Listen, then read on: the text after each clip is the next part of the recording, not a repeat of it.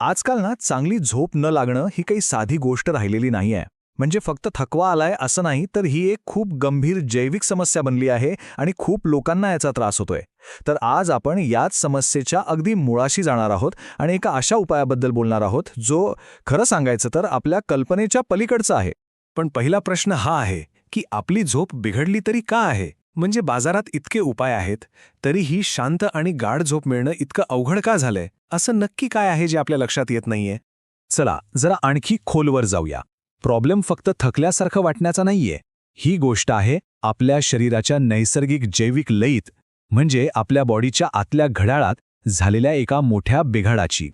आता बघा, विज्ञानाच्या भाषेत सांगायचं झालं तर अनिद्रा म्हणजे काय? तर आपल्या शरीरात एक नैसर्गिक घड्याळ असतं, त्याला म्हणतात सर्केडियन रिदम. आणि जेव्हा या घड्याळाच्या कामात बिघाड होतो तेव्हाच ही समस्या सुरू होते. चला तर मग पाहूया यामागे नेमकं काय दडलंय. आणि इथूनच आपल्या चर्चेला एक एकदम वेगळं वळण मिळते. कारण या समस्येचं उत्तर कोणत्याही गोळीत किंवा औषधात नाहीये. ते आहे एका विशिष्ट फ्रिक्वेन्सीमध्ये. हो, एका ध्वनीमध्ये. आणि हा उपाय म्हणजे गायत्री मंत्र. पण थांबा, इथे आपण गायत्री मंत्राकडे फक्त एक प्रार्थना म्हणून नाही, तर एक अचूक सॉनिक टेक्नॉलॉजी म्हणून पाहणार आहोत. एक असं तंत्रज्ञान ज्याचं एक विशिष्ट जैविक कार्य आहे. गुरुदेव पंडित श्रीराम शर्मा आचार्य यांचे हे विचार बघा. ते झोपेच्या आध्यात्मिक बाजूला थेट विज्ञानाशी जोडतात. त्यांच्या मते झोप म्हणजे फक्त शारीरिक आराम नाही, तर ही एक अशी अवस्था आहे जिथे आपलं शरीर आणि मन एका खूप खोल स्तरावर स्वतःला दुरुस्त करतं. बरं, आता येऊया मूळ वैज्ञानिक मुद्द्यावर. हे सगळं काम कसं करतं? या मंत्राची कंपनं म्हणजे व्हायब्रेशन्स आपल्या मेंदूवर नेमका कसा परिणाम करतात? चला समजून घेऊया. हे बघा, ही काही जादू नाही, तर यामागे थेट भौतिकशास्त्र आहे. या मंत्राच्या ध्वनी लहरींमुळे तयार होणारी सूक्ष्म कंपने आपल्या मेंदूच्या अगदी मध्यभागी असलेल्या पिनियल ग्रंथीला थेट उत्तेजित करतात आणि मग शरीरात एक रासायनिक प्रक्रिया सुरू होते. आणि सगळ्यात महत्त्वाचं म्हणजे या दाव्याला वैज्ञानिक आधार देण्याचा प्रयत्न झालेला आहे. हार्वर्ड मेडिकल स्कूलचे डॉक्टर हर्बर्ट बेन्सन यांच्यासारख्या मोठ्या संशोधकांनी केलेल्या अभ्यासात असं दिसून आलंय की अशा प्रकारच्या ध्वनी आणि ध्यानाचा मेलॅटोनिनच्या उत्पादनावर थेट परिणाम होतो आणि हेच मेलॅटोनिन आपल्याला गाढ झोपेसाठी आवश्यक असतं. आता पुढचा टप्पा पाहूया. ही उत्तेजना आपल्या मेंदूच्या विद्युत अवस्थेत म्हणजे इलेक्ट्रिकल स्टेटमध्ये कसा बदल घडवते. हे फक्त केमिस्ट्री नाही, तर हे थेट फिजिक्सशी जोडलेलं आहे. ही स्लाइड बघा. इथे मेंदूच्या दोन वेगवेगळ्या अवस्थांमधला फरक स्पष्ट दिसतोय. जेव्हा आपण जागे असतो, तणावात असतो, तेव्हा आपला मेंदू बीटा लहरी तयार करतो. त्या खूप गोंधळलेल्या असतात. पण गायत्री मंत्रासारख्या ध्वनीमुळे मेंदूला शांत, लयबद्ध आणि शरीराची दुरुस्ती करणाऱ्या डेल्टा लहरींच्या अवस्थेत जायला मदत मिळते. आणि हा काही हवेतला दावा नाहीये.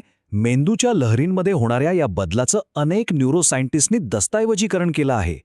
जर्नल ऑफ कॉग्निटिव्ह न्यूरोसायन्स सारख्या प्रतिष्ठित प्रकाशनांमध्ये यावर संशोधन प्रसिद्ध झालंय, ज्यामुळे या प्रक्रियेला अधिक वैज्ञानिक बळकटी मिळते. आणि याचे फायदे फक्त झोपेपुरतेच नाहीत हां. ही एक प्रकारे संपूर्ण सिस्टम अपग्रेड आहे. पिनियल ग्रंथीचं आरोग्य सुधारतं, ज्यामुळे निर्णय क्षमता आणि आपला अंतर्ज्ञान म्हणजे इंट्युशन यासारख्या क्षमताही वाढतात.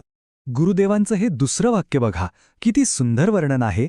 ते म्हणतात की या मंत्राची फ्रिक्वेन्सी फक्त मेंदूपुरती मर्यादित नाही, तर ती शरीराच्या प्रत्येक कणात एक दिव्य संगीत भरते. हा एक सर्वांगीण अनुभव आहे.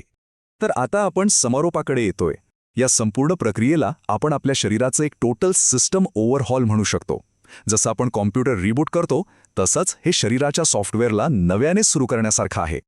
तर ही पूर्ण प्रोसेस आहे ना, ती एका चेन रिॲक्शनसारखी काम करते. एकदम सोपं आहे. स्टेप 1, मंत्राचं व्हायब्रेशन सुरू होतं. स्टेप 2, हे व्हायब्रेशन थेट आपल्या पिनियल ग्रंथीला जाऊन उत्तेजित करतं. स्टेप 3, यामुळे काय होतं, मेलॅटोनिन म्हणजे आपला स्लीप हॉर्मोन तयार व्हायला लागतो. आणि मग फायनल स्टेप, आपला मेंदू एकदम शांत म्हणजे डेल्टा वेव्हच्या डीप रिपेअर मोडमध्ये जातो. किती सोपी साखळी आहे बघा. आणि या सगळ्याचा अंतिम परिणाम काय? तर एक संपूर्ण सिस्टम रिबूट, जे फक्त झोपेची समस्याच नाही, तर शरीराच्या अनेक कार्यांना नव्याने ऊर्जा देतं. चला एका नजरेत सगळं पुन्हा पाहूया. या संपूर्ण प्रक्रियेचे 4 मुख्य टप्पे आहेत. ध्वनीमुळे पिनियल ग्रंथीला उत्तेजना मिळणं, त्यामुळे मेलॅटोनिनचं संतुलन साधलं जाणं, मेंदूचं डेल्टा लहरींमध्ये जाणं आणि शेवटी संपूर्ण नर्वस सिस्टमचं एक प्रकारे रिबूट होणं. आणि शेवटी एक महत्त्वाचा प्रश्न उरतो. प्राचीन ज्ञान आणि आधुनिक विज्ञान यांच्या या संगमातून आपल्याला आरोग्याचे असे कोणते नवीन मार्ग सापडू शकतात? काय वाटतं, प्राचीन ध्वनी हे भविष्यातील औषध असू शकतं का? कदाचित भविष्यातल्या अनेक प्रश्नांची उत्तरं आपल्या भूतकाळातच दडलेली आहेत.